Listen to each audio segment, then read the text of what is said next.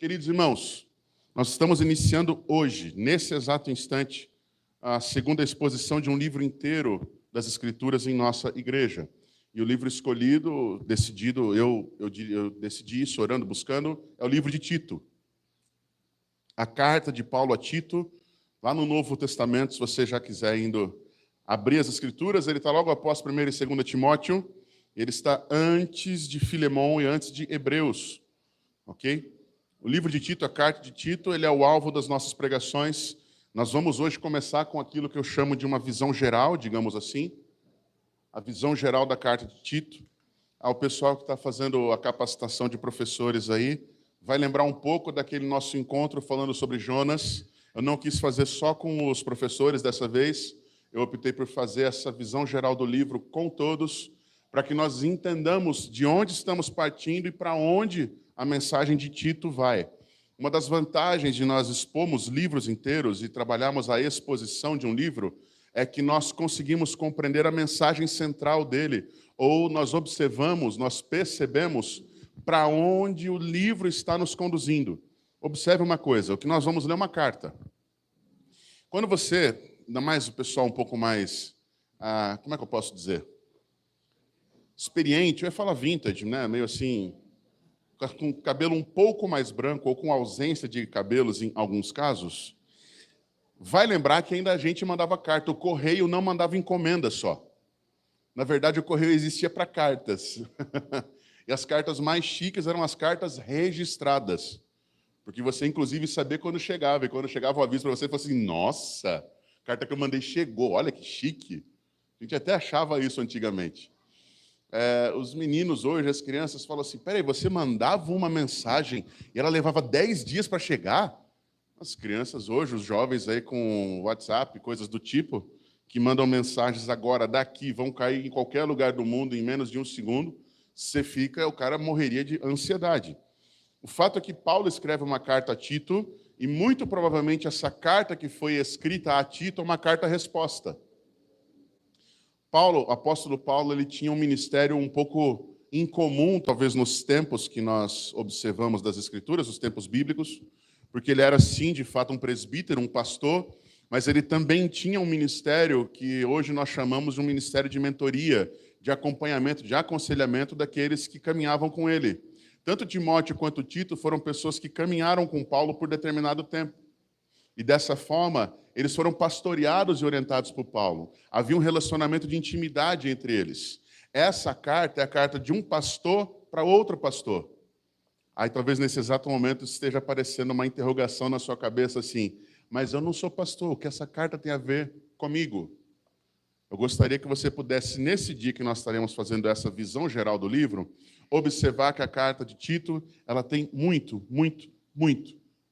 a ver com você, muito a ver com aquilo que nós, enquanto igreja, estamos fazendo. Ela é atualíssima para o tempo de hoje, para tudo aquilo que Deus tem como propósitos para nossas vidas.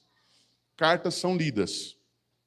E você nunca deve ler uma carta só por pedaços. A gente gosta de pregar livros inteiros exatamente por isso. Porque você vai pegar a história do começo ao fim.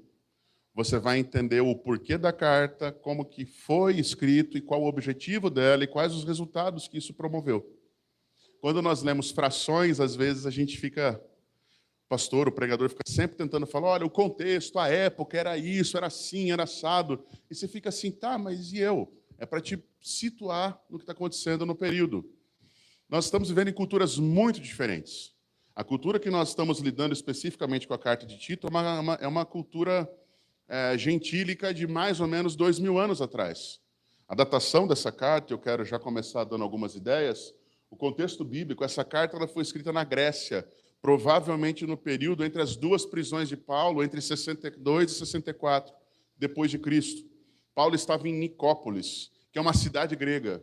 Então, nós estamos falando tanto de Creta quanto Nicópolis, os locais onde eles estão, de cidades exatamente imersas, inundadas de visões completamente diferentes daquilo que nós temos no Antigo Testamento, onde se narra uma história dentro do judaísmo, dentro da criação do povo de Deus. O contexto, a cidade onde essas pessoas estão, é absolutamente parecido com Extrema. com São Paulo, com qualquer cidade que você conheça. Só a título de curiosidade, quantos são nascidos aqui em Extrema? Por favor. A gente deve ter, talvez, aqui umas 20 pessoas ou um pouquinho mais. Quantos não são nascidos aqui, então? Quantos são de outros estados? Levante a mão comigo. Quantos são de outros países? O Ourides vem de onde? Da Ouriceia? É interessante, mas nós estamos falando de um Brasil. O Brasil é um país absolutamente miscigenado, misturado. Nós somos de estados diferentes, temos origens em estados diferentes, e por mais que falemos português, temos a mesma língua materna, temos arroz e feijão como base para o nosso alimento, há muitas variedades, há muitas visões diferentes sobre família, sobre negócios, sobre relacionamentos. Então, falar sobre o contexto do livro que nós estamos lendo, ou que nós estamos expondo, é necessário para que você entenda algumas relações que estão acontecendo ali. Algumas falas ou algumas coisas talvez possam não parecer fazer sentido para nós. Paulo havia sido preso já, então essa carta ela foi escrita entre as suas duas prisões, inclusive a última de 64, foi a que acabou culminando, a gente entende assim, algumas outras pessoas que pensam que pode ter havido uma terceira prisão até, mas muito provavelmente foi a segunda prisão que o levou ao seu martírio. Mas antes dessas prisões, Tito esteve com Paulo por algum período. E eles caminharam juntos, eles serviram juntos, eles estiveram falando muitas coisas. Eu vou falar mais sobre Tito durante as exposições, mas hoje, de forma geral, quero também lembrar, ou falar para você, Tito era um presbítero, e presbítero, do grego presbíteros, é uma palavra que significa o mesmo ofício ou a mesma visão de um pastor. Presbítero e pastor, biblicamente falando, são a mesma coisa. Episcopo, bispo, pastor, presbítero, ancião, são nomes diferentes sobre a mesma figura, a mesma visão de um homem que Deus levanta, ou de homens que Deus levanta, para estarem à frente, liderando as suas igrejas. Eles não são melhores do que ninguém, eles têm uma responsabilidade, uma vocação diferentes, mas são de carne e osso, como qualquer pessoa. Interessante agora a gente ressaltar, Tito ele foi colocado na cidade de Creta. E no capítulo 1, versículos de 4 a 9, você vai perceber que Paulo diz o porquê ele está em Creta. Ele está em Creta para organizar as coisas, e são parênteses, Creta é uma ilha. E nessa ilha há pequenas cidades dentro dela. Então nós não estamos falando de uma igreja em Creta. Nós estamos falando de uma ilha como um país, onde há diversas cidades, onde há diversas igrejas ali, e que Tito tem uma missão de uma vida. Só um parênteses rápido. A nossa igreja tem 30 anos de história, 21 anos de organizada. Quantas pessoas passaram por aqui, vieram construindo? Quantos estão aqui desde o começo? Imagina Tito chegar em uma ilha onde há pequenas igrejas, em cidades distantes, numa cultura não tão comum à dele, e ele é deixado ali como um representante, como um líder que precisa organizar essas igrejas, organizar, discipular, ensinar as pessoas a serem verdadeiros cristãos. E ainda tem uma outra responsabilidade no versículo 4 e 5, perdão, versículos 5 e 6, você vai perceber que ele também é levantado como um instrumento de Deus ali, comissionado por Paulo, para levantar dentre as igrejas que ele iria plantar, presbíteros, pastores locais.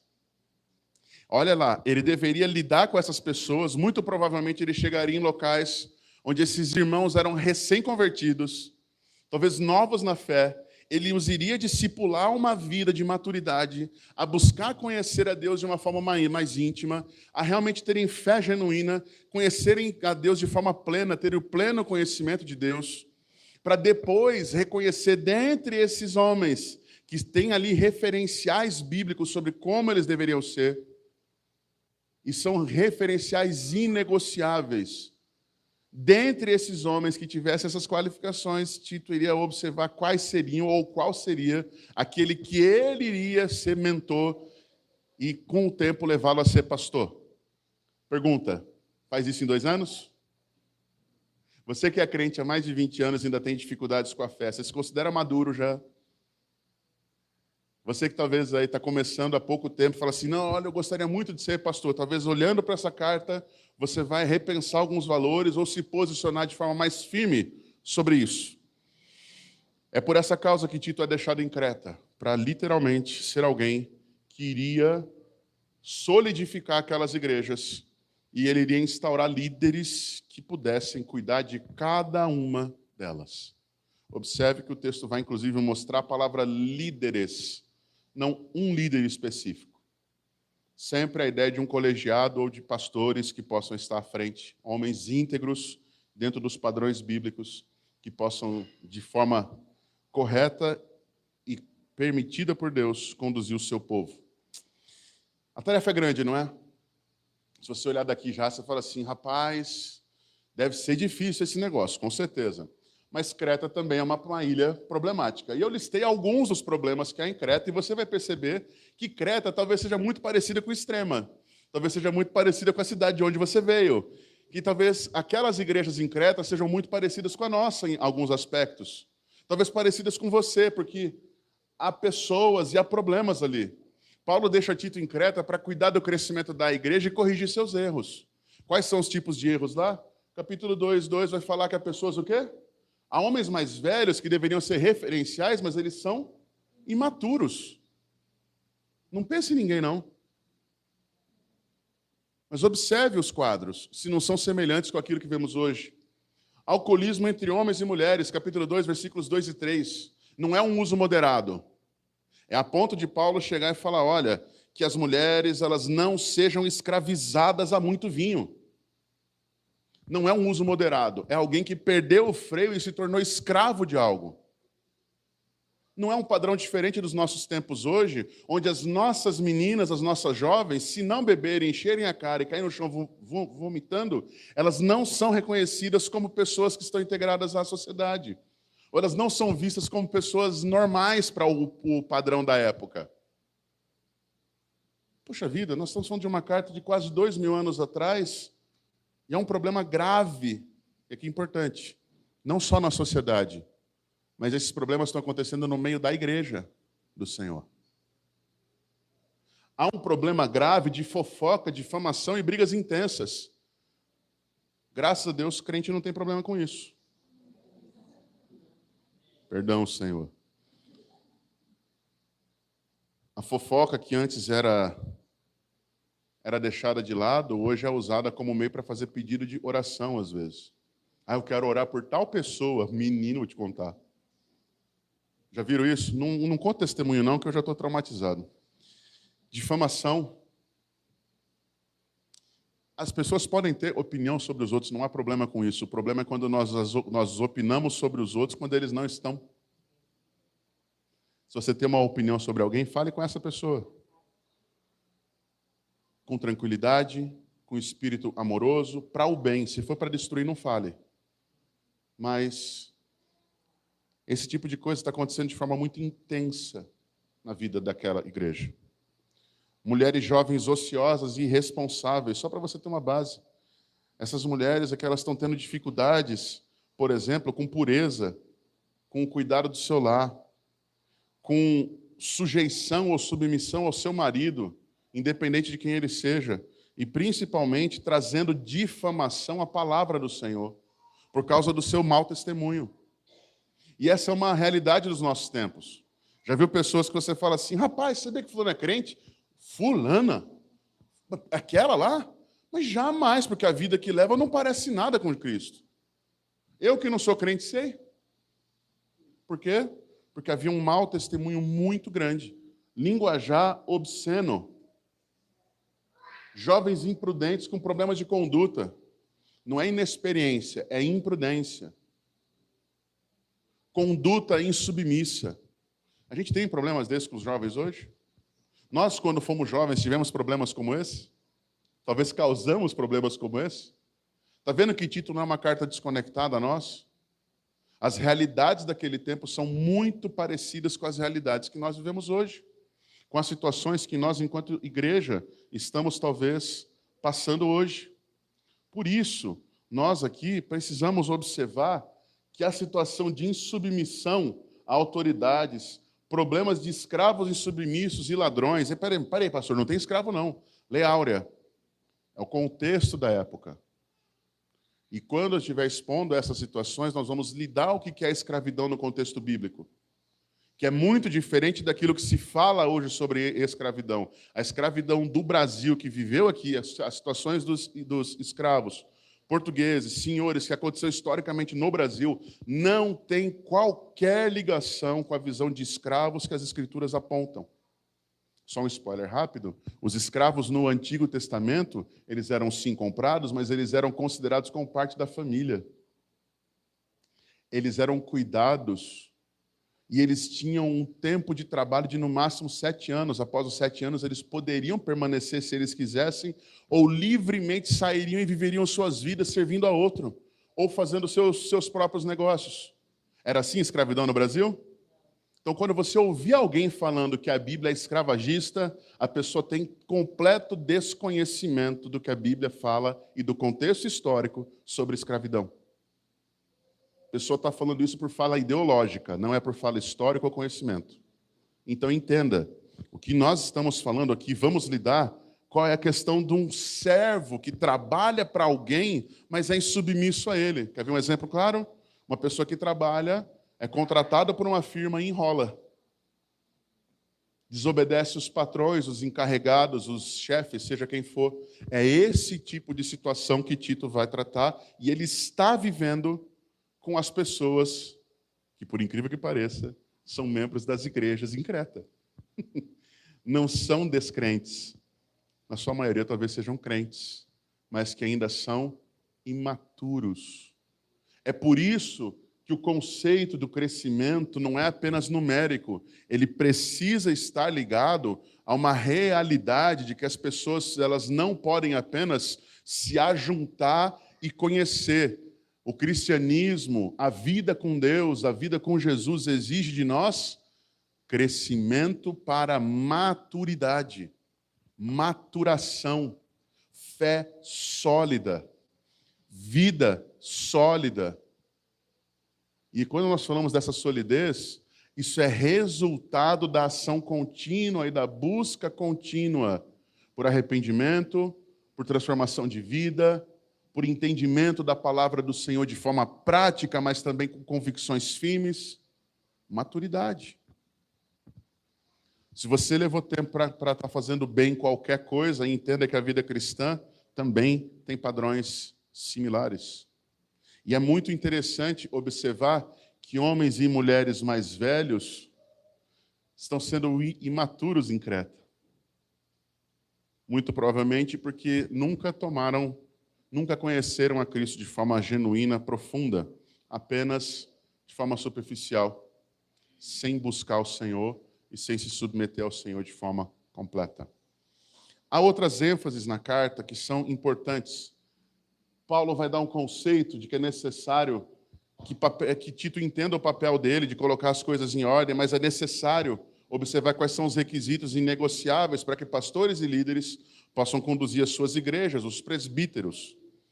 Da mesma forma, há uma preocupação com a influência destrutiva e a disseminação de legalismo e fábulas judaicas, e nós vamos falar isso. E aqui, só para você ter uma base, você já vai ter a divisão dos textos. Semana que vem, inclusive, é essa daqui a divisão do texto. Nós vamos ler esse pedaço, capítulo 1, versículos 5 a 9.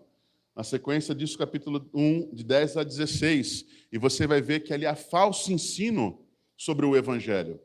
Há falso Evangelho sendo pregado por pessoas, até mesmo dentro da igreja do Senhor.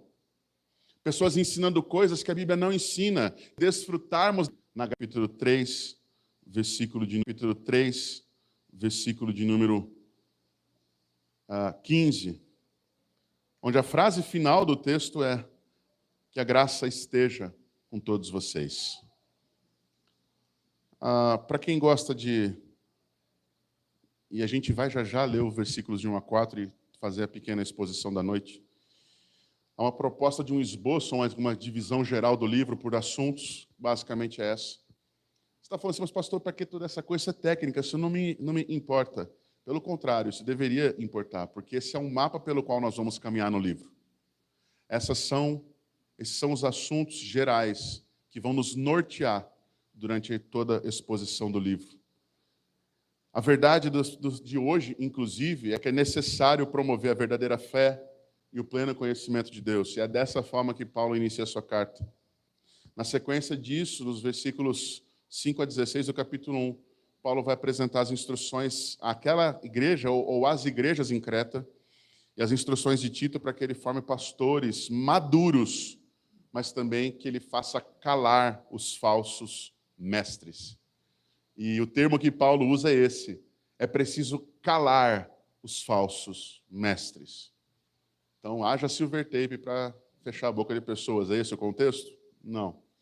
Nós vamos observar, daqui a 2 semanas, que a visão de calar os falsos mestres é ensinar o verdadeiro evangelho, inclusive para eles, para que eles se arrependam. E às vezes a gente, na nossa pequenez, acha que aquela pessoa não tem mais como voltar atrás. Enquanto houver vida, irmãos, há esperança. E há muitas pessoas que já estiveram presas sobre garras de religiões falsas, de ensinos falsos, ou até mesmo de falta de fé, de falta de crença em qualquer coisa que possa ser parecida com Deus, e que o Senhor, por misericórdia, trouxe, resgatou, restaurou. Por isso, graça. É um favor que ninguém merece. A carta de Tito ainda vai nos trazer, nos capítulo 2, versículos de 1 a 15, diversas instruções sobre os efeitos, olha isso, os efeitos de uma pregação da sã doutrina nos cristãos e na sociedade. E a pergunta que eu faço já para você pensar agora: quais os efeitos daquilo que você tem aprendido aqui? Quais os efeitos que têm sido verdadeiros e práticos na sua vida? A gente tem ouvido, às vezes, tantas coisas sobre Deus, tantas coisas sobre o Evangelho. O que tem sido verdadeiro e prático na sua vida? O que você tem vivido de fato? O apóstolo Paulo vai nos apresentar diversos argumentos, diversas instruções que de fato precisam ser vividas, que de fato precisam ser externadas, mas elas também têm que ser internalizadas. Dentro de nós tem que haver essas convicções que são frutos, efeitos da pregação da sã doutrina. Como é que nós sabemos qual é a vontade de Deus de forma clara? Quando a sã doutrina, quando a palavra de Deus é pregada com fidelidade. Não é quando ela arrepia, não é quando ela encaixa na sua vontade que Deus fala. A palavra fala, Deus fala quando a palavra é pregada de forma fiel. E é por isso que o resultado dessa transformação da vida, ela se torna em boas obras e fé prática na sociedade. Fé que não é visível tem algum problema. Ações que não têm fé também tem algum problema. Tiago lida muito com isso, a fé sem obra sendo morta, mas obra sem fé sem ter qualquer propósito. A vida cristã precisa ser de fato algo importante.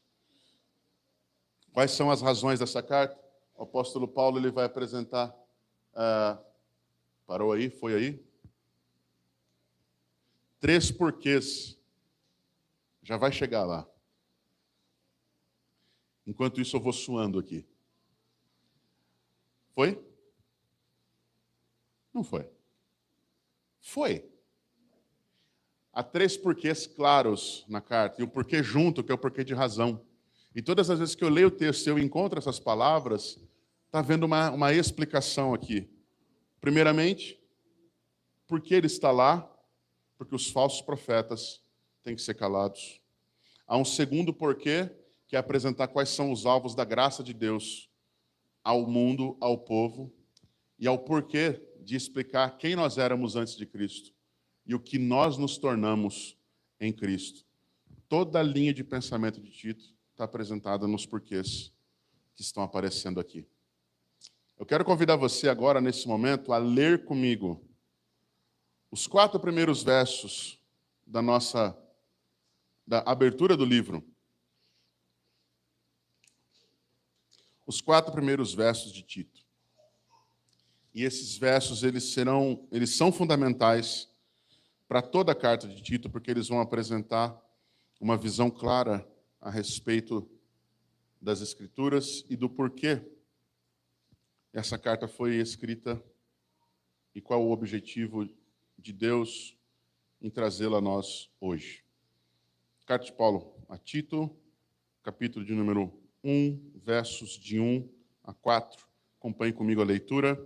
A palavra do Senhor diz assim: Paulo, servo de Deus e apóstolo de Jesus Cristo, para promover a fé que é dos eleitos de Deus e o pleno conhecimento da verdade segundo a piedade.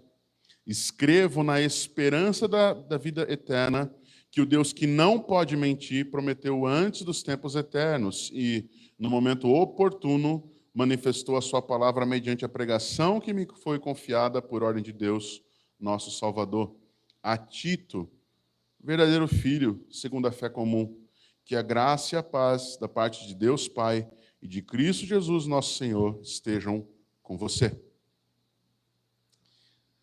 O que nós vamos nessa noite observar, e digamos assim, se é uma grande ideia para esse sermão de hoje, o primeiro sermão, é que a saudação de Paulo revela a sua atitude ao ministério e a apreciação. Ela mostra o quanto Paulo ama a Tito, mas o quanto Tito precisa compreender as coisas que estão acontecendo à sua volta. Verso 1 vai nos apresentar uma visão de um homem absolutamente humilde. Paulo, falando a um filho na fé, como ele fala, Tito. Paulo, servo de Deus e apóstolo de Jesus Cristo, para promover a fé que é dos eleitos de Deus e o pleno conhecimento da verdade segundo a piedade. Há duas ênfases, há duas falas importantíssimas nessa porção das Escrituras. Paulo apresenta quais são as razões, qual é o movimento ou o que nós devemos, de fato, promover enquanto cristãos, enquanto filhos de Deus. Nós devemos promover o quê? A fé que vem, a fé, segundo a fé dos eleitos de Deus, que ela está baseada naquilo que Deus fez, mas principalmente o conhecimento da verdade, na minha tradução está aqui, e o pleno conhecimento da verdade. Há muitas pessoas que estão hoje procurando pseudos-deuses. O que é um pseudo? É alguém que se diz ser, mas não é. Há um tempo atrás, tinha um camarada com uma barbona grande que falava assim, meu pai, lembram desse? Década de 90, 2000, quem vai lembrar aí muito bem é um tal de Henri Cristo. E ele tem até algumas discípulas que andam com ele, que são as Henrisettes. Não é piada, esse é o nome. Qual o problema disso? O cara deve ser maluco, provavelmente. Mas há muitas pessoas que têm olhado para esse homem com esperança de que ele de fato seja Cristo. Há muitos homens, há muitos líderes, há muitos mestres religiosos, talvez, que têm usado de carisma, têm usado das necessidades para conquistar o coração das pessoas a ponto dele se tornar o referencial de vida e de prosperidade, ou de salvação, ou de coisas divinas na vida dessas pessoas. Porque Tito está sendo reforçado a relembrar ou afirmar-se no pleno conhecimento de Deus. Porque a verdade do Evangelho e a verdade de Deus não pode ser omitida e não pode ser excluída das nossas mentes. Muitas vezes nós nos acostumamos e nos acomodamos a ouvir do Evangelho apenas as coisas que são simples, ou até aquelas que são fáceis. Nós, por vezes, e não é por incapacidade, mas por comodismo, nós queremos chegar na vida com Deus até determinado local, até determinada situação e não passar daquilo. Não nos aprofundarmos e não darmos passos firmes em direção ao Senhor. Isso reflete-se no nosso compromisso. E por cristocidências, nossa aula de hoje cedo lidou um pouco com isso, sobre a questão de dons espirituais e mordomia cristã. Muitas vezes, Deus nos dá capacitações e direções para que nós sirvamos, mas se aquilo exige algo de nós além do pouquíssimo tempo e esforço que eu posso oferecer, eu não me envolvo. Nós arrumamos desculpas, o medo domina os nossos corações e nós nos afastamos. Qual que é a verdade do Evangelho? Nós precisamos, de fato, estar firmados na fé que é dos eleitos de Deus, mas também um pleno conhecimento de Deus, e aqui um sinônimo que é verdade, um pleno conhecimento da verdade de acordo, conforme a piedade, conforme uma vida santa, uma vida pia, limpa, pura. O apóstolo Paulo não está dizendo a Tito que o conhecimento o torna puro, mas o pleno conhecimento, ele exige uma caminhada de santidade para que seja alcançado. Não é possível queremos ter conhecimento pleno de Deus enquanto a prioridade dos nossos corações está sendo dominada por pecados, por vontades pessoais, por desejos nossos, simplesmente. Nós queremos muito que Deus nos perdoe, que Deus nos abençoe, que Deus nos prospere, que Ele abençoe os nossos planos, que a gente possa ter a nossa família com saúde. Não há problema nenhum em pedir isso. Deus, Ele é abençoador e galardoador daqueles que o buscam.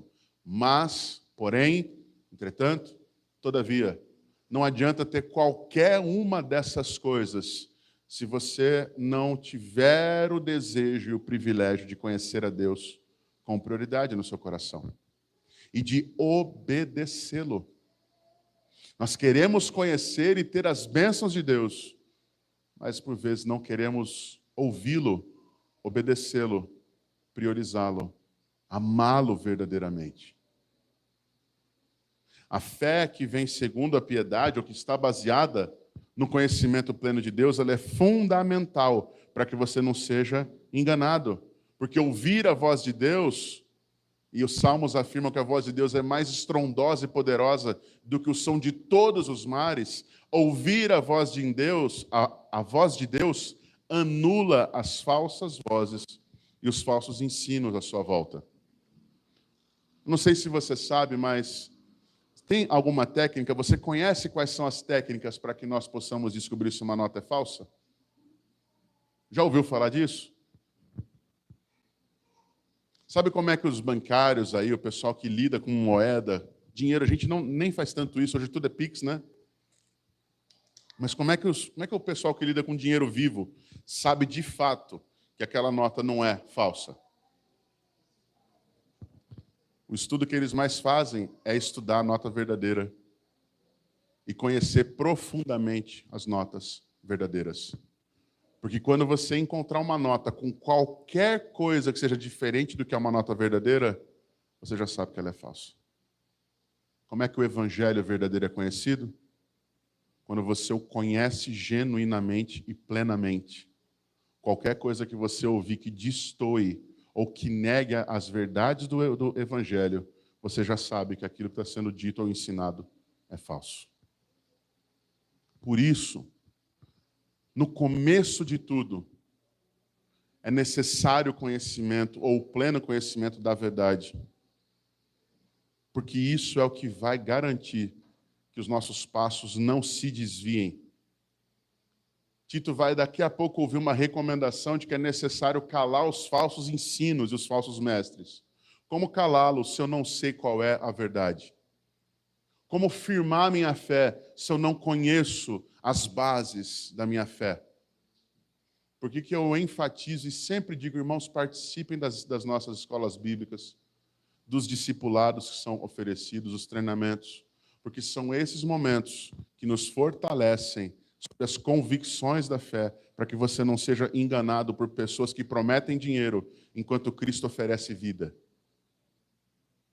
Por pessoas que prometem resolução de problemas, enquanto o Salvador nos promete uma morada com Ele para todo sempre. Percebe a diferença? Isso não significa que Deus não possa tornar você próspero aqui, que Deus não possa resolver os seus problemas aqui, mas a resolução ou não das coisas dessa vida não são a verdade, não é a verdade do Evangelho. O Evangelho aponta para a eternidade, para um conhecimento e vida com Deus que não cessa. Tito, ele ouve que essa missão de promover é dada a Paulo, mas também é dada a ele. Ele lê essas verdades E Paulo afirma que ele escreve na esperança da vida eterna, que o Deus que não pode mentir prometeu antes dos tempos eternos. E essa verdade do Deus que não pode mentir é essa. Conhecimento verdadeiro, o verdadeiro evangelho, ele vai trazer libertação e vida plena àqueles que o ouvem e o conhecem genuinamente. O Deus que não pode mentir, literalmente, é um contraponto com tudo o que está acontecendo aqui em Creta. Creta é uma cidade, como eu falei, grega, influências religiosas gregas muito poderosas, e há uma religião, ou há linhas religiosas ali muito fortes. A gente vai depois, na outra semana, falar um pouco sobre a ideia do que são os cretenses, qual é o comportamento deles, qual é a vida deles e como que os deuses deles são conhecidos. Só para você ter uma base, Creta é o berço de um deus grego chamado Zeus. Já ouviram falar? Pois é. Uma das coisas mais impressionantes de Zeus é que ele consegue ludibriar e mentir para mulheres para ter relações com elas. Qual é a afirmação do Deus deles? Mentira. Qual é a afirmação bíblica sobre Deus? O Deus que não pode mentir prometeu-lhes a esperança da vida eterna. Nas primeiras falas de Paulo, Tito está sendo relembrado a confiar na voz do Senhor. Esse Deus que no tempo oportuno, verso 3, manifesta a sua palavra mediante a pregação que foi concedida a ele, Paulo, e também, por meio de Cristo Jesus, foi concedida a Tito, que é um verdadeiro filho na fé. Não é possível você chamar alguém de filho sem ter relacionamento. Não é possível você ter um filho na fé se esse filho não for gerado, não for trabalhado, não for ensinado. Por isso, a caminhada constante é necessária. Tito, que a graça esteja sobre a sua vida. Que a graça lhe conduza. Que a graça e a paz do nosso Senhor, nosso Deus e Pai, Cristo Jesus, estejam com você. A afirmação final, pode voltar para o outro slide lá, por favor, que nós temos e precisamos lidar, e eu quero terminar com essa grande ideia e algumas conclusões rápidas. Eu quero apresentar aqui para vocês uma visão geral do que o livro quer apresentar, ou o que nós chamamos de uma grande ideia do livro, que é essa aqui. O livro de Tito, ele lida com essa verdade. A formação de igrejas maduras, onde a doutrina cristã é confirmada pela vida cristã, quer dizer, aquilo que nós cremos se confirma por aquilo que nós vivemos. Essa vida, essa doutrina, elas dependem da presença ativa e eficaz de líderes que sejam qualificados biblicamente. Não é possível termos qualquer líder, mas principalmente líderes que sejam qualificados biblicamente e da prática de boas obras por todos os crentes em Jesus, por meio da capacitação graciosa de Deus. Essa é a mensagem central do livro, que nós vamos esmiuçar e aprender durante as próximas semanas. Serão 7 semanas, a única pausa será março 9, quando o pastor Felipe estiver conosco. Então nós vamos caminhar agora até o fim do mês, mais 3 sermões dentro do mês de março. Devemos encerrar por volta do dia 19 ou 20, se não me engano é essa a data que nós vamos estar encerrando. Quero concluir, irmãos, esse tempo nosso de pregação e de a visão geral, de uma exposição geral do livro. Eu estou praticamente pregando o livro em pequenas porções ou pequenas verdades hoje à noite. A carta de Paulo a Tito, ela literalmente é uma carta atualíssima. O seu conteúdo é uma mensagem para hoje. Não tem como a gente negar que aquilo que nós vamos estudar nos próximos dias não faz menção ou não faz contato conosco. Faz. Nós não podemos fechar os nossos olhos para isso. Os cristãos e a igreja precisam saber de sua mensagem. Talvez você já tenha ouvido pregações em Tito, coisas simples, coisas rápidas, ou talvez tenha estudado o livro de Tito, mas não tenha o aplicado à sua vida exatamente por aquela visão de, não, carta de Tito é uma carta pastoral, então é para pastores. Não, essa carta é uma carta para a igreja do Senhor, para o povo de Deus, para a sua e para a minha vida. É necessário que nós apliquemos essas verdades também, tanto pessoalmente quanto em comunidade. Nós, quanto igreja, precisamos disso. E uma coisa importante que a carta de Tito vai nos mostrar, a graça de Deus não foi dada apenas para a salvação de pessoas. Como se salvar pessoas fosse pouca coisa, não. Mas não foi só para isso. A graça de Deus também é um meio pelo qual nossa vida frutifica. E os frutos que Deus realiza no nosso meio são o crescimento da igreja, do povo e o nosso próprio crescimento para a glória do Senhor e serviço dele. O interesse de Paulo, literalmente, ele está na solidificação da fé. Não uma fé variável, mole, como a Bíblia mesmo apresenta em outros momentos, Paulo usa em outros termos, para que vocês não sejam levados por nenhum vento de doutrina, por palavras de engano. Pelo contrário, é necessário que nós compreendamos que a transformação da nossa mentalidade, do nosso coração, tanto em Tito como nas igrejas em Creta, tem um objetivo de maturidade. Você se considera maduro? Falando vida cristã, você se considera maduro? Você se considera alguém que já está firme a ponto de não precisar mais de apoio, ou talvez de estar pronto já para tudo? Muito cuidado, porque talvez alguns conceitos nossos sobre maturidade,